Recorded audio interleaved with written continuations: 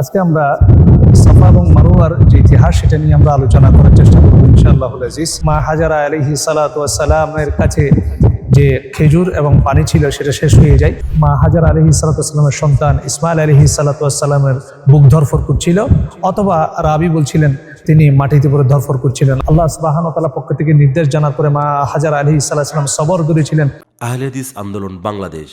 আসসালামু আলাইকুম ওয়া রাহমাতুল্লাহি ওয়া বারাকাতুহু। আলহামদুলিল্লাহি ওয়া কাফা ওয়া সালামুন আলা ইবাদিহিল্লাযিনা আসতাফা, আম্মা বা'দ। সম্মানিত দিনী ভাই বোনেরা, আশা করি আত্মাহিক টিভির পক্ষ থেকে সবাইকে আমন্ত্রণ জানাচ্ছি। আপনারা সবাই ভালো আছেন। আপনারা বাংলাদেশ থেকে অনেকেই আমরা জানি 2026 সালে হজ এবং উমরাতে যাচ্ছে। তো আমরা ধারাবাহিকভাবে হজের বিভিন্ন নিদর্শন নিয়ে আমরা আলোচনা করছিলাম। আজকে আমরা সাফা এবং মারওয়ার যে ইতিহাস সেটা নিয়ে আমরা আলোচনা করার চেষ্টা করব ইনশাআল্লাহুল আজিজ। আমরা জানি হজ এবং উমরার ক্ষেত্রে সাফা এবং মারওয়া সাই করা হজ এবং উমরার জন্য আমরা অনেকেই সাফা এবং মারওয়াতে সাই করার ইতিহাসটা আমরা কম বেশি সবাই জানি। এই বিষয়টা জানার জন্য আমাদেরকে একটা হাদিস আমরা যদি বলি সম্পূর্ণভাবে সাফা এবং মারওয়ার মূল ঘটনা আমরা জানতে পারবো ইনশাআল্লাহ। হাদিসটি এসেছে সহিহ বুখারীর 3364 নম্বর হাদিস, দীর্ঘ হাদিস। আল্লাহ রাসূল সাল্লাল্লাহু আলাইহি ওয়াসাল্লামের এই হাদিস থেকে আমরা জানতে পারি ইব্রাহিম আলাইহিস সালাতু ওয়াস সালাম যখন ইসমাইল এবং হাজারা আলাইহিস সালাতু ওয়াস সালামকে নিয়ে মক্কার শহরে চলে আসলেন, মক্কায় যেখানে বর্তমানে কাবা অবস্থিত, সেটা কাবার ঠিক একটি বড় বৃক্ষের নিচে তাদেরকে রাখলেন। তাদেরকে রেখে তিনি কিছু খেজুর এবং পানি দিয়ে তিনি আবার শামের উদ্দেশ্যে ফিরে যাচ্ছিলেন। তখন মা হাজারা আলাইহিস সালাতু ওয়াস সালাম তার দিকে বারবার ওনার পিছু পিছু এসে বললেন যে আপনি আমাদেরকে কোথায় রেখে যাচ্ছেন? এখানে কোনো আবাদ ভূমি নেই, কোনো মানুষ নেই, কোথায় রেখে যাচ্ছেন? ইব্রাহিম আলাইহিস সালাতু ওয়াস সালাম কোনো জবাব দিচ্ছিলেন না। এবং পরবর্তীতে মা হাজারা আলাইহিস সালাতু ওয়াস সালাম ইব্রাহিম আলাইহিস সালাতু ওয়াস সালামকে জিজ্ঞেস করলেন এটা কি আল্লাহর নির্দেশ? তখন ইব্রাহিম আলাইহিস সালাতু ওয়াস সালাম মা হাজারা আলাইহিস সালাতু ওয়াস সালামকে বললেন হ্যাঁ। তখন ইব্রাহিম আলাইহিস সালাতু ওয়াস সালাম যখন গিরিপথের বাঁকে গেলেন, যেখান থেকে ইসমাইল আলাইহিস সালাতু ওয়াস সালাম এবং মা হাজারা আলাইহিস সালাতু ওয়াস সালামকে দেখা যাচ্ছিলেন না, তখন তিনি আল্লাহ সুবহানাহু ওয়া তাআলার কাছে দোয়া করেছেন, যেটা সূরা ইব্রাহিমের 37 নম্বর আয়াতের মধ্যে আল্লাহ সুবহানাহু ওয়া তাআলা আয়াত হিসেবে বর্ণনা করেছেন। ইব্রাহিম আলাইহিস সালাম দোয়া করেছেন, রব্বানা ইন্নী আসকানতু মিন যুররিয়্যাতি বিওয়াদিন গায়রি যি যারইন ইনদা বাইতিকাল মুহাররাম রব্বানা লিয়ুকিমুস সালাতা ফাজআল আফইদাতাম মিনান নাসি তাহওয়ি ইলাইহিম ওয়ারযুকহুম মিনাস সামারাতি লাআল্লাহুম ইয়াশকুরুন। ইব্রাহিম আলাইহিস সালাতু ওয়াস সালাম আল্লাহর কাছে দোয়া করলেন, ইয়া আল্লাহ, আমি আমার কিছু বংশধরকে আমি আপনার এই শস্যবিহীন আবাদবিহীন এই আপনার ঘরের পাশে আমি রেখে যাচ্ছি, সুতরাং তারা যাতে সালাত আদায়কারী হয়, মানুষের মধ্যে কিছু মানুষকে আপনি তাদের প্রতি তাদের অনুসরণকারী করে দিন, যাতে তাদের এদিকে মোতাওয়াজ্জু করে দিন এবং তাদেরকে আপনার ফল ফলাদি থেকে রিজিক দান করেন, যাতে তারা শুকরগুজার হতে পারে। এমত অবস্থায় মা হাজারা আলাইহিস সালাতু ওয়াস সালামের কাছে যে খেজুর এবং পানি ছিল সেটা শেষ হয়ে যায়। এবং 3364 নম্বর হাদিসের মধ্যে আল্লাহ রাসূল সাল্লাল্লাহু আলাইহি ওয়াসাল্লাম ইবনে আব্বাস থেকে বর্ণনা করছেন, আল্লাহ রাসূল সাল্লাল্লাহু আলাইহি ওয়াসাল্লাম বলেন, এই অবস্থায় মা হাজারা আলাইহিস সালাতু ওয়াস সালামের সন্তান ইসমাইল আলাইহিস সালাতু ওয়াস সালামের বুক ধরফর করছিল, অথবা রাবি বলছিলেন তিনি মাটিতে পড়ে ধরফর করছিলেন। মা হাজারা আলাইহিস সালাতু ওয়াস সালাম শিশু সন্তান ইসমাইল আলাইহিস সালাতু ওয়াস সালামের এই অবস্থা দেখে তিনি তার পার্শ্ববর্তী যে পাহাড় ছিল সাফা পাহাড়, সে সাফা পাহাড়ের উপরে উঠলেন। উপরে উঠে তিনি ময়দানের দিকে তাকালেন, কাউকে তিনি দেখতে পেলেন না। পরবর্তীতে তিনি যখন সমতল ভূমিতে, যেখানে এখন সবুজ লাইট যেখানে লাগানো রয়েছে, তিনি যখন সেখানে আসলেন, তিনি তার কামিজের এক প্রান্ত উপরে উঠিয়ে ক্লান্ত শ্রান্ত একজন মানুষের ন্যায় তিনি ক্লান্ত একজন শ্রান্ত একজন মহিলা, তিনি দৌড়াদৌড়ি করে আবার মারওয়া পাহাড়ের উপরে উঠলেন, ময়দানের দিকে তাকালেন, তিনি কিছু দেখতে পেলেন না। এভাবে 7 বার তিনি সাফা মারওয়া সাই করার পরে, দৌড়াদৌড়ি করার পরে মারওয়া পাহাড়ে যখন শেষে অবস্থান করলেন, তখন তিনি একটা আওয়াজ শুনতে পেলেন। তখন তিনি নিজে জিজ্ঞেস করলেন, তুমি তোমার আওয়াজ শুনেছ? তিনি পরবর্তীতে একই আওয়াজ যখন শুনতে পেলেন, তখন এটা লম্বা ঘটনা, তখন তিনি দেখতে পেলেন ইসমাইল আলাইহিস সালাতু ওয়াস সালামের পাশে একজন ফেরেশতাকে তিনি দেখতে পেলেন, যিনি তার পায়ের গোড়ালি দিয়ে জমিনের মধ্যে আঘাত করলেন, অথবা বর্ণনা করা হয়েছে তার পায়ের তার পাখা দ্বারা তিনি আঘাত করলেন, যার মাধ্যমে জমজম পানির উৎপত্তি হলো। মা হাজারা আলাইহিস সালাতু ওয়াস সালাম সেখানে এসে জমজম পানিতে তিনি বাদ দিলেন। বাদ দেওয়ার পরে বিভিন্ন বর্ণনায় এসেছে তিনি জমজম নামে সম্বোধন করলেন পানিকে, অর্থাৎ থামো থামো।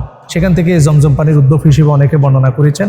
এবং এই হাদিসের মধ্যে আল্লাহ রাসূল সাল্লাল্লাহু আলাইহি ওয়াসাল্লাম বর্ণনা করেছেন যে মা হাজারা আলাইহিস সালাতু ওয়াস সালামের উপর আল্লাহ সুবহানাহু ওয়া তাআলা রহমত করুক, যে মা হাজারা আলাইহিস সালাতু ওয়াস সালাম যদি সেদিন এই পানি বাদ না দিতেন তাহলে, অথবা তিনি যদি মশকে যদি পানিটা ভরে না নিতেন, তাহলে এটা কূপ না হয়ে এটা একটা ঝর্ণায় পরিণত হয়ে যেত।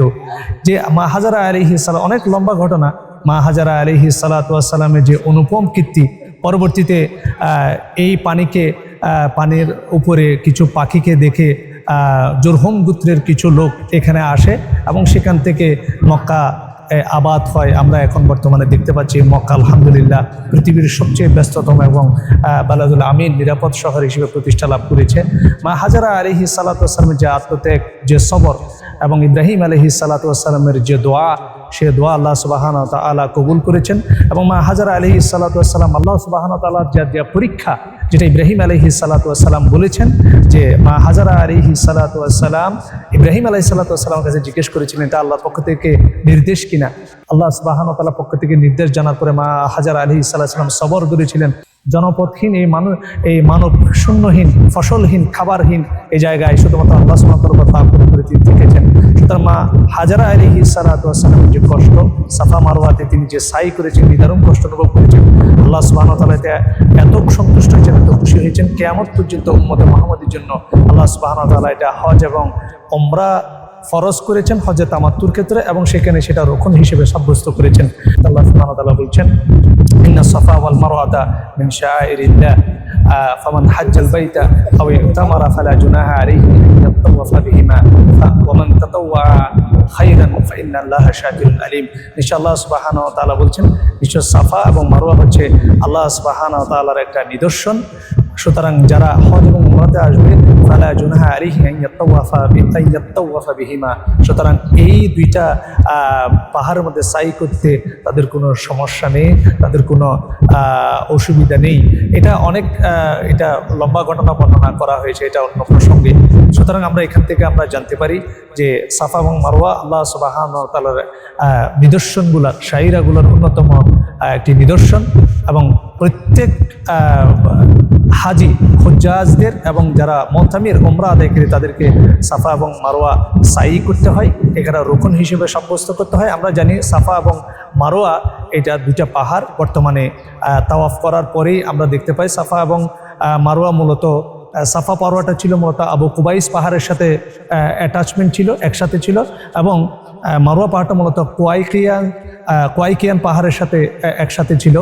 পরবর্তীতে এটা যখন হারামের অন্তর্ভুক্ত করা হয় তখন সাফা এবং মারওয়া পাহাড়কে হারামের সাথে সংশ্লিষ্ট করে নেওয়া হয়। সাফা এবং মারওয়ার মধ্যকার দূরত্ব হচ্ছে প্রায় 400 মিটার।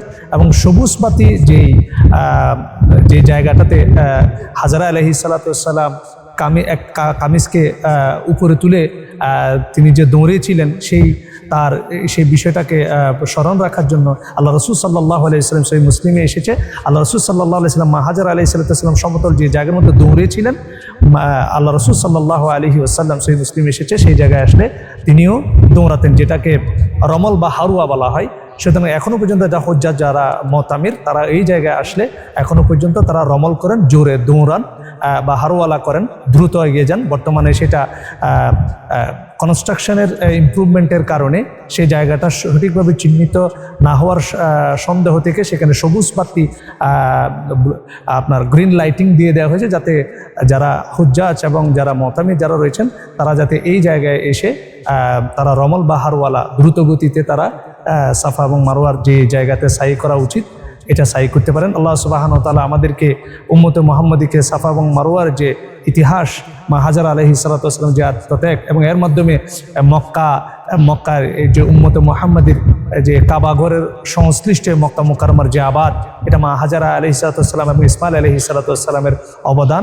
পরবর্তীতে ইসমাইল আলাইহিস সালাতু ওয়াস সালাম এবং ইব্রাহিম আলাইহিস সালাতু ওয়াস সালামের মাধ্যমে আল্লাহ সুবহানাহু ওয়া তাআলা এই কাবা ঘর নির্মাণ করেন, যেটা আমরা সূরা বাকারার মধ্যে আল্লাহ সুবহানাহু ওয়া তাআলা আয়াত وإذ يرفع إبراهيم القواعد من البيت وإسماعيل ربنا تقبل منا إنك أنت السميع العليم এই ইব্রাহিম এবং ইসমাইল আলাইহিস সালাতু ওয়াস সালামের মাধ্যমে আমরা কাবাঘর আমরা প্রতিষ্ঠা লাভ করে এবং আজকে আমরা সেই কাবাঘরের মধ্যে আমরা হজ করার জন্য আসছি। পুরো পৃথিবীর মুসলিম উম্মার জন্য কাবাঘর হচ্ছে আজকে কেবলা। আমরা কাবাঘরকে করে তাওয়াফ করি।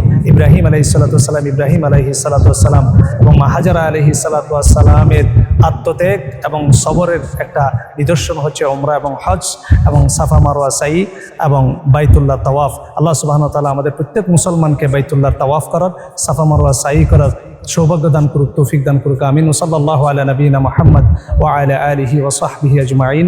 আসসালামু আলাইকুম ওয়া রাহমাতুল্লাহি ওয়া বারাকাতুহু। আহলে হাদিস আন্দোলন বাংলাদেশ।